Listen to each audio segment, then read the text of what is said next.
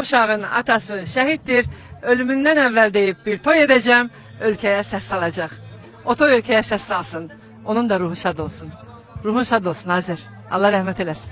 Məkanın cennet, cennet olsun o qəbrin nurla, nurla dolsun o məkanın cennet, cennet.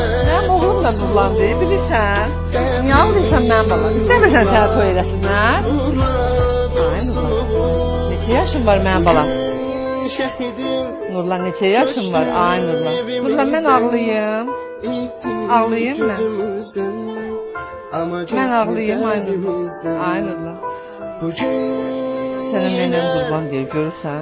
Sən sizə nənə qurban olsun. Dur da, aç da. Saçını bərbərə gitmişdin, ay Nurlan. Başın qaldır sənə qurban. Ay Nurlan. Cennet, cennet olsun o qəbrin nurla, nurla dolsun o.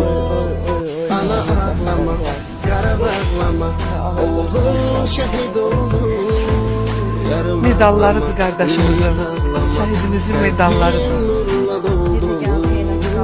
Şəhidimiz şəhid olan gündən sən bu otaqda yaşayırsan. Nə üçün məsələn? Ben istemiyorum ki neyse bir şey yapayım. Veya hatıralar yanına düşür. Nənə yanında, nənə yanında. Sən oynamaq istəməyəndə səni heç kəs oynatmayacaq.